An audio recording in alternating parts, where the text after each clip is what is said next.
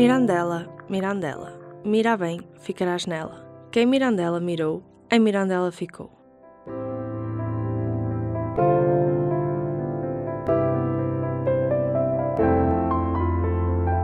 O lugar de Mirandela teve a sua origem no Monte de São Martinho, junto ao Monte de Morelo, onde ainda é possível identificar o Castelo Velho. Nós estamos na zona central do castelo, a zona mais importante, quando o castelo existia, claro. Mirandela nasceu no Monte de São Martinho, portanto, em frente a uma zona que se chama o Castelo Velho. Era uma zona desprotegida do ponto de vista defensivo, militar. Mirandela já se chamava Mirandela quando estava em São Martinho. Depois, quando o Dom Dinis veio para esta região, mais tarde, achou que o sítio em que Mirandela estava não era um sítio muito correto do ponto de vista da defesa do território e da segurança. E então havia aqui este morro, que era o Morro de São Miguel, onde existiria eventualmente uma capela com este nome, e Dom Dinis achou que aqui é que ficava bem a cidade de Mirandela. E foi exatamente aqui que, a partir de 1282, Mirandela nasceu. E ele achou que deveria ser construído uma muralha à volta, que, no fundo, deu origem a um castelo, e neste local em que nós estamos, que era a parte mais importante e mais central do castelo, terá sido feita uma torre de homenagem. Ora bem, desse tempo resta-nos uma porta, que é a Porta de Santo António. Tem exatamente o mesmo nome da rua mais importante do ponto de vista comercial do tempo em que foi feito o castelo, que era a rua que ligava a entrada dessa zona ribeirinha à Praça Velha, que é a praça onde se faziam as feiras. A Praça Velha sempre foi um local extremamente importante da vila, do ponto de vista comercial, o lugar mais importante, mas a porta de que eu estava a falar é uma porta que tem ainda 2 ou 3 aspectos interessantes. Entre esses aspectos interessantes é o adarve, que é a parte em que a muralha, portanto, nós conseguimos ver na porta a largura da muralha e também conseguimos ver que em cima da porta há um caminho, que hoje é uma varanda com vasos de flores, mas que há um caminho que era o caminho que dava a volta a toda a muralha, o caminho onde passavam os militares, os guardas que faziam a ronda para saber se estava tudo bem. Portanto, é uma porta que vale a pena visitar, que nos transporta para este tempo. Quando se entra na porta, ela dá acesso a 3 locais. Através da Rua de Santo António, dá acesso direto à praça, a praça importante, onde chegou a estar o município, onde chegou a estar a Santa Casa da Misericórdia, a partir do século XVI, onde estão casas senhoriais. Portanto, continuou a ser uma praça durante muito tempo, onde se fazia a feira. E também onde dava quase diretamente a Porta de Santiago, que dava diretamente, e a Portela, que dava indiretamente, mas eram as portas por onde entravam todos os comerciantes que vinham negociar à feira. Era aqui que se encontrava o Pelourinho, símbolo da autonomia da terra e da autoridade. No século XIX, fizeram um nivelamento da Praça Velha e desmontaram-no. Quando da construção do Palácio da Justiça foram utilizadas todas as pedras retiradas, e o Pelourinho ficou também incluído nos alicerces. Essas portas já não existem porque o crescimento da cidade fez com que as estradas tivessem que ser mais largas e os pavimentos melhores, e tudo isso acabou por levar no século XIX a uma alteração bastante significativa do que faltava de acabar do castelo. Este palácio é o Palácio dos Távoras, é a família mais antiga de Mirandela, está cá desde o século XV. Este palácio é um palácio imponente, como nós podemos ver, tem uma fachada notável, foi feito como ele tem uma data na parte de cima, por baixo do brasão, 1697, portanto, mesmo no fim do século XVII, quando nós falamos nesta família Távora, que está ligada à Mirandela desde o século XV, que tem a sua origem no rio Távora, este palácio foi, inicialmente, era uma casa de resto de chão em primeiro andar, não tinha este aspecto. No tempo do primeiro Marquês de Távora, que viveu aqui, esse marquês vem para aqui viver e faz a capela. A capela que tem uma data de 1664, que estava na porta. E que, como as outras capelas de vínculo, porque um dos problemas dos vínculos é que, com o fim dos morgados, deixaram de ter determinadas receitas e entraram em decadência, não é? Pronto, aqui neste caso, não foi essa a circunstância, neste caso foi o processo que os tábuas tiveram em 1578, no dia 13 de setembro, e que em 1579 foram todos mortos. Em Lisboa, depois de um processo incrível que foi feito a esta família, o primeiro Marquês de Távora, que não foi o que fez esta casa, chamava-se Luís Álvares de Távora. O segundo Marquês, que foi o António Luís, é que fez esta casa. Porque nesta casa só viveram 3 marqueses de Távora. Foi o que o que fez a capela, o outro que lhe deu esta fachada fantástica, e depois temos ainda um outro marquês de Távora, que é o Francisco Assis. Este é o terceiro marquês de Távora, que é este que vai morrer em 1759 em Lisboa e que tem um filho, Francisco. Este terceiro marquês de Távora foi casado com uma prima e o filho foi casado com a irmã do pai. Portanto, a irmã mais nova do pai, que se chamava Teresa e que, durante a sua vida, teve uma relação, enfim, de amor ilícito, com o rei Dom José. Um outro aspecto também que nos deixa a pensar é que quando os Távoras foram mortos, de uma maneira absolutamente bárbara, porque uma coisa é condenar à morte e outra coisa é fazer a morte da maneira que foi feita. O terceiro Marquês de Távora, antes de ser morto, contaram-lhe a maneira em pormenor como tinham matado os outros 7 familiares diretos dele e como, inclusivamente, foram-lhe mostrar os restos mortais da família. Este processo deu origem a que todas as propriedades que fossem dos Távoras, o Estado tomou conta delas e ficou com elas, até para ser um herdeiro. O herdeiro, nós temos esta explicação no brasão que está na fachada, na parte superior, a encimar praticamente o eixo axial deste paço, nós vemos um brasão. Aquele brasão que está lá em cima já é o brasão do Conde de São Vicente, porque o brasão da família Távora desapareceu. Não deixa de ser curioso que este brasão, apesar de não ser da família Távora, tem lá o brasão Távora. Quem olha para este brasão, ele é bipartido, do lado esquerdo tem as cunhas do brasão de São Vicente e do lado direito tem as ondas e um peixe no meio das ondas da família Távora. E está encimado por uma coroa de conde, que é uma coroa em que aquelas pérolas pertencem à iconografia dos condes, dos condes de São Vicente. Este passo, depois disto, o conde de São Vicente não lhe deu uma grande importância, não veio cá e depois foi vendido a um médico. Desse médico que tentou reconstruir, mas o palácio entrou em decadência até que acabou por ser comprado pela Câmara. A partir dos anos 50 acabou por ser o que ainda é hoje a Câmara Municipal. E por isso mesmo, na entrada da Câmara Municipal, tem lá o brasão da cidade. No brasão da cidade de Mirandela, nós temos alguns elementos muito importantes que são e que refletem a história de Mirandela. Está lá aquilo que é um dos elementos importantíssimos da atitude de Mirandela no tempo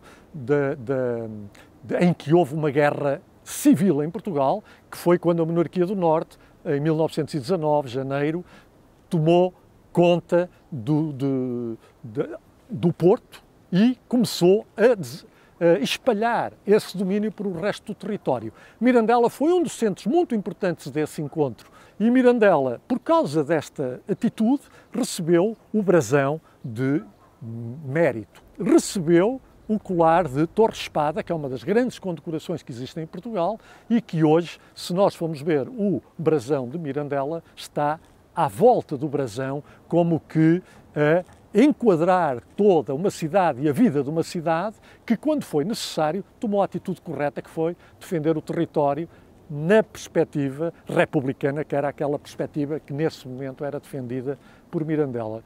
Portanto, o castelo que está no brasão, que nos diz que Mirandela nasceu dentro de um castelo, os ramos de oliveira frutados e verdes que nos dizem que Mirandela teve sempre uma atividade agrícola muito importante, a água do rio, que deu sentido de vida e de beleza a esta relação com a natureza e com a vida das pessoas e a saúde, que é o rio e a água, que é extraordinariamente importante.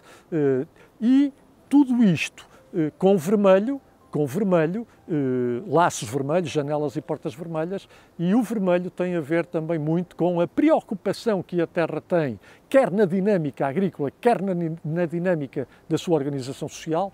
Portanto, este brasão é extraordinariamente interessante e uma síntese notável daquilo que é, e preciosa, daquilo que é a vida e a história de Mirandela.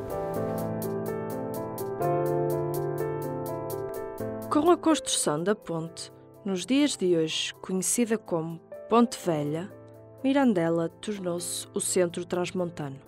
Esta cruzava as estradas entre Vila Real e Bragança e de Chaves a Vila Flor. Esta ponte foi feita no princípio do século XVI.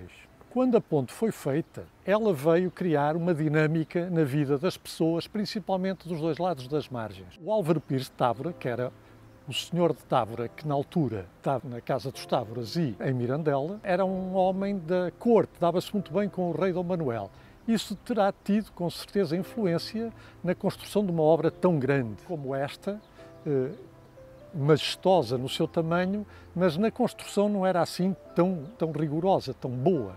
Portanto, tinha mais defeitos. Quanto à estratégia de desenvolvimento da cidade, no século XVI, Mirandela estava um bocadinho afastada das zonas mais importantes, dos caminhos mais importantes, que era o caso de Moncorvo, Bragança, Vila Real. O que significa que a relação da importância estratégica, negocial e de desenvolvimento de Mirandela ligava-se muito com o Douro e com a Estrada das Beiras. Portanto, Mirandela, mesmo tendo feito a ponte, continua um pouco afastada desta dinâmica económica. Outro aspecto da ponte muito curioso é o caudal de água do inverno. É um caudal de água muito agressivo. A ponte era muito mais baixa do lado da margem direita e, portanto, a água frequentemente passava por cima. As guardas da ponte, que eram em granito, eram normalmente abertas na primeira metade da ponte e eram fechadas do lado de Mirandela. Quando a água passava por cima da ponte, frequentemente deitava abaixo as guardas, principalmente as guardas que estavam abertas. Portanto, a ponte esteve sujeita a obras com muita regularidade. As obras eram muito caras, portanto, isto era também uma ponte cara, e como as obras eram muito caras, não podia ser Mirandela a pagar, porque esta ponte tinha uma estratégica regional.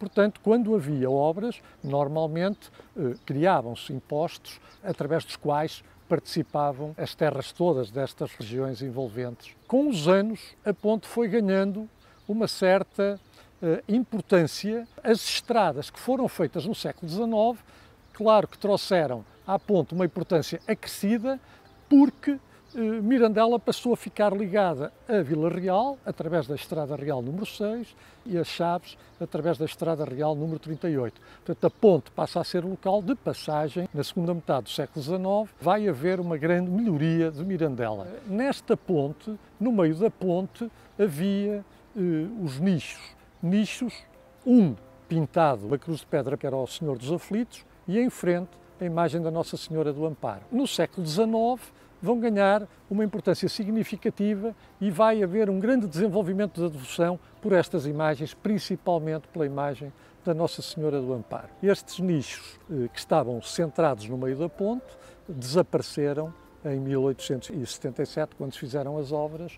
Posteriormente, quando foi a inauguração do comboio, em 87, foram colocados os nichos ali na parte final da ponte. No contexto desta ponte, ela leva-nos também para outros campos, que são o aspecto militar, o aspecto da sua construção e das siglas que começaram a ser aplicadas em Portugal no tempo de Dom João I, e nesta ponte todos os arcos estavam cheios de siglas, siglas que são as assinaturas dos operários, dos construtores que andaram a trabalhar na ponte.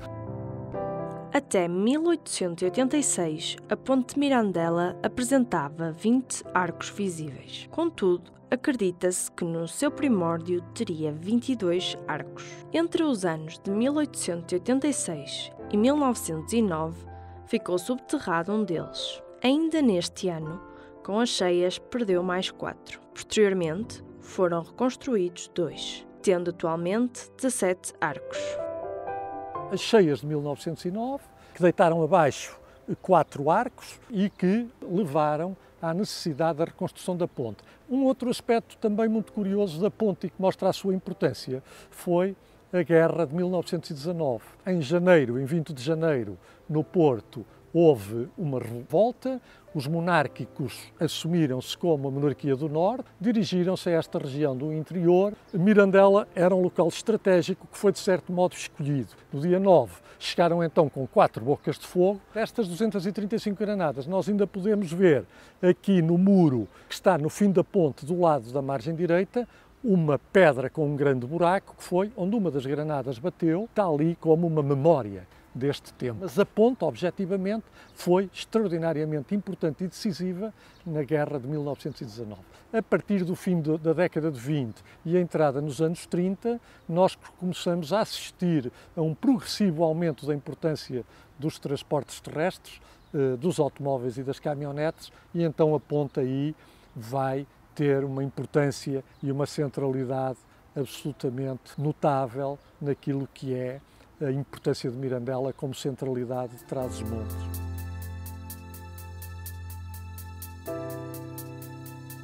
Mirandela é uma expressão que, em si, tem várias interpretações. A interpretação mais frequente para a palavra Mirandela é um diminutivo de Miranda.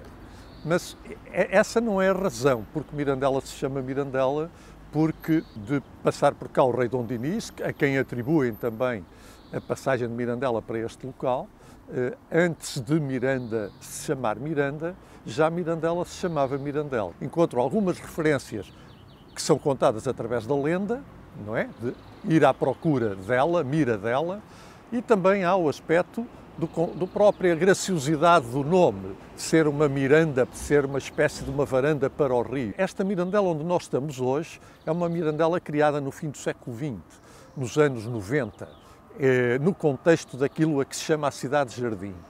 E a criação desta Mirandela Cidade-Jardim tem a ver com a sensibilidade do Presidente da Câmara da altura, que achou que a entrada de Portugal na Comunidade Europeia, o fim das fronteiras e a relação de Portugal com toda esta região da Galiza e de Leão e Castela iria ser um desafio extremamente grande.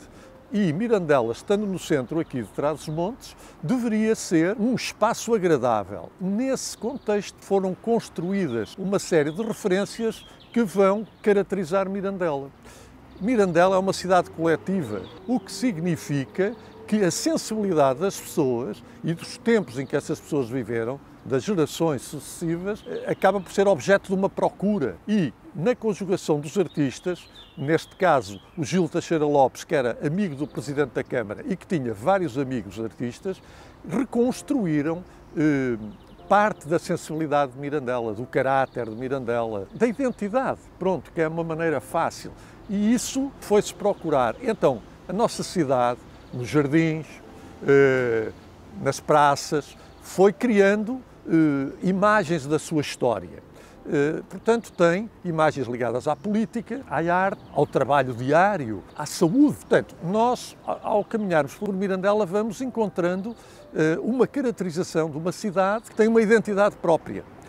E, neste sentido, foram-se fazendo espaços agradáveis. Este sítio em que nós estamos, que é o Parque do Império, que é também em si um contexto histórico da vida desta cidade, e da luta contra o rio no inverno, mas também do abraço ao rio, porque o rio é um dos elementos fundamentais da vida e da beleza desta cidade. Então foram-se construindo estes jardins. Este onde nós estamos é, penso eu, a sala de visitas mais bonita de Mirandela. E tem aqui uma grande parte da sensibilidade. E a sensibilidade de Mirandela, a que esse presidente da década de 90 chamava Mirandela uma cidade feminina, feminina no contexto da beleza, o que move uma série de sentimentos na nossa vida criados pela mulher. A mulher tem uma importância fundamental na vida de Mirandela e isso está patente nas estátuas femininas que Mirandela tem, porque a mulher é mãe, um elemento fundamental da família. Portanto, nós estamos a mulher como família, a mulher como mãe, a mulher como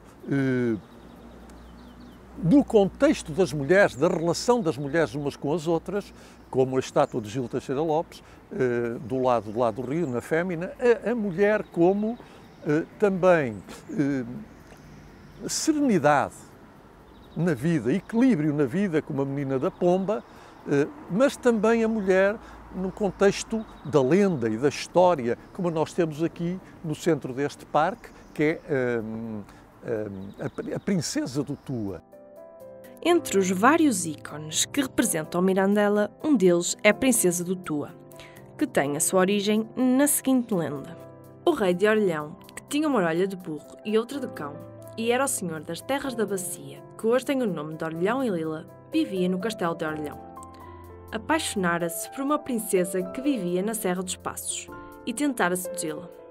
Mas a princesa não respondia favoravelmente aos propósitos do rei. Um dia, a princesa fugiu do castelo em direção ao rio Tua. O rei começou a buscá-la, mas tinha medo de descer ao vale. Algures nos píncaros da serra, triste e cansado, olhava ao horizonte. Um vassalo perguntou: "Que tendes, Alteza?" "Estou à mira dela", respondeu com a voz triste. Desta expressão nasceu a palavra Mirandela, e diz o povo que quem Mirandela mirou, nela ficou. Afirmam ainda que a princesa do Tua, ao fugir do rei de Orleão, deixou a sua coroa na Serra dos Passos. E depois temos ainda neste parque um outro conceito da mulher, que é no conceito da arte, da beleza relacionada com a arte, que são as dançarinas, que também estão ligadas à escola de música. Uma das referências mais importantes da Mirandela Nova, da Mirandela Cidade-Jardim também. Portanto, neste contexto de jardim, em que as flores também se trepam pelas árvores, em que todo o jardim está bem tratado durante todo o ano, nós temos no centro, temos então a Princesa do Tua. Não só, temos também a história de Portugal contada nas bandeiras que estão da monarquia. A Princesa do Tua é uma referência à intimidade de Mirandela, à lenda de Mirandela, ao nascimento da palavra Mirandela também, na explicação do contexto da lenda, como disse há pouco, quando o rei de Orleão andava à procura da princesa e a perdeu, porque ela escondeu-se no meio das casas, e ele dizia um aio dele, o que é que estava a fazer, ele dizia que estava à mira dela. Portanto, temos aqui um conceito também de amor. Quer dizer, a Princesa do Tua é também este conceito de amor, de que a mulher é uma referência. E da importância desse amor na vida, quer dizer, porque quando nós olhamos para a Princesa do Tua, este amor ultrapassa a própria relação. A princesa é uma beleza, é um sonho, é a própria posição dela com o cabelo com flores. As flores são as flores. Ela própria é uma flor numa posição calma, descontraída, a olhar para o rio, desnudada. Portanto, temos aqui um tratamento bonito de uma senhora que representa toda esta ligação. Esta estátua é uma das referências da intimidade, da beleza que nós temos em Mirandela.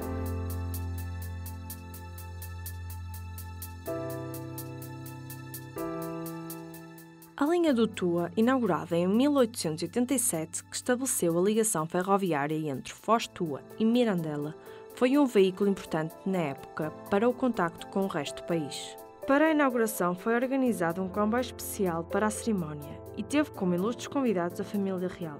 A deslocação do rei Dom Luís à inauguração da estação está relacionada com a dimensão da mesma. A linha do Tua é um marco dos mais importantes da história de Trás-os-Montes, particularmente desta região central. O comboio, em Portugal, desde os anos 30, que começou a ser muito importante. De qualquer maneira, em Mirandela, era um bocadinho prematuro, como é trazer o comboio até Mirandela, quando nós temos em Trás-os-Montes 3 locais em que o comboio era extremamente importante, que era Miranda do Douro, era Bragança e Chaves. O caminho de ferro vai em todo o Trás-os-Montes nascer primeiro em Mirandela por várias razões. A vontade e a determinação, quer dos serviços políticos da terra e a Câmara Municipal, quer de cidadãos que, entretanto, vieram viver para esta região e investiram aqui de uma maneira muito curiosa e que acabou por se tornar muito importante. O crescimento de Mirandela tinha uma dificuldade muito grande, que era a relação com os outros locais de Portugal. Mirandela estava muito isolada, não tinha meios de ligação ao resto do país. O local mais importante acabava por ser o Douro, que era difícil, e o Douro estaria ligado depois com o litoral e com as beiras.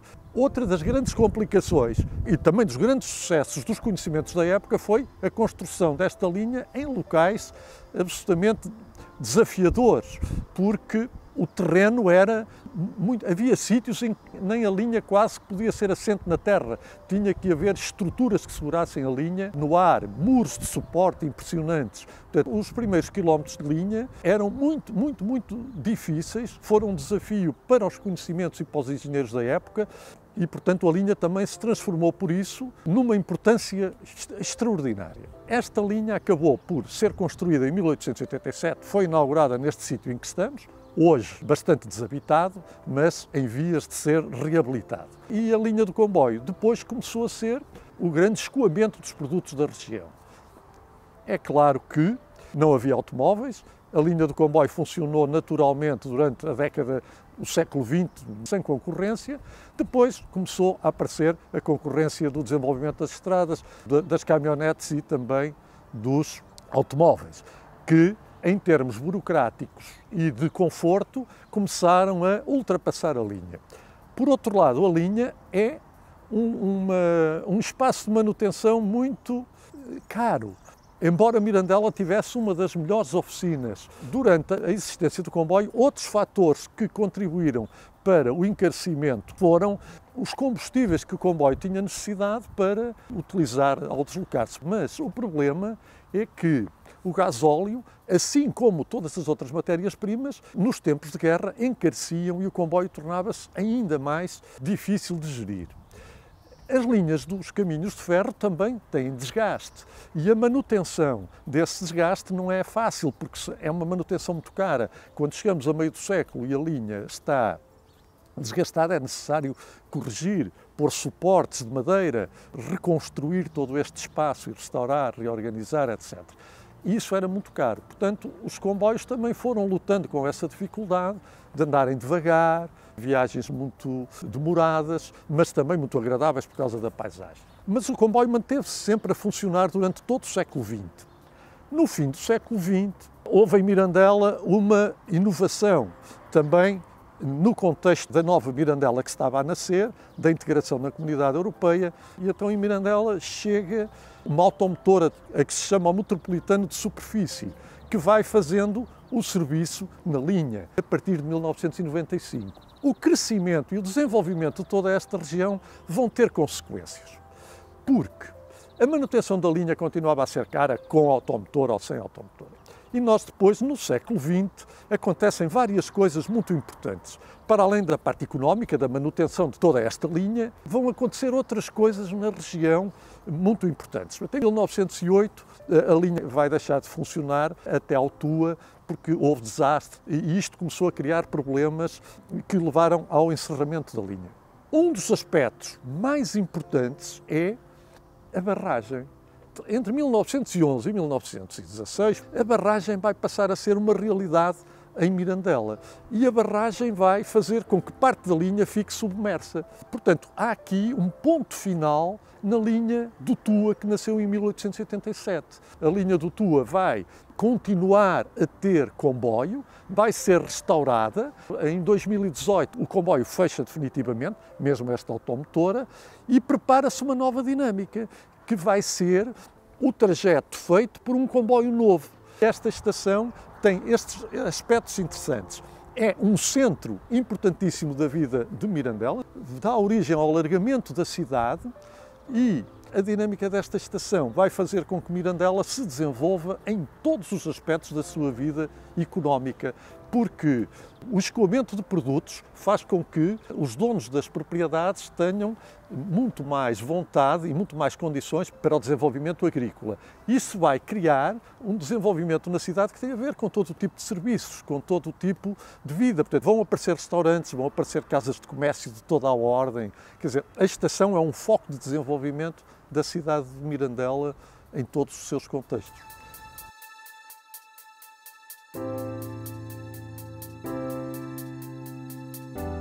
A inauguração da Escola Superior de Comunicação, Administração e Turismo veio trazer mais dinamismo à cidade de Mirandela. Esta estava situada inicialmente em Bragança, tendo, em 1995, sido edificada em Mirandela. A arquitetura irreverente reflete a sua modernidade, bem como a sua diferente dinâmica dentro da mesma. A ligação da instituição com os alunos é um ponto positivo e fulcral para o bom desempenho que estes apresentam. O Instituto Politécnico de Bragança, além de um edifício com excelentes condições para acolher os alunos, é também uma instituição de referência. O IPB é, hoje em dia, uma instituição multicultural onde 30% dos seus estudantes possuem nacionalidade não portuguesa. O IPB oferece a todos os seus alunos, nacionais e internacionais, uma oportunidade única de estudar numa instituição criativa e inovadora, para que possam desfrutar de um ambiente académico, cultural e paisagístico verdadeiramente único.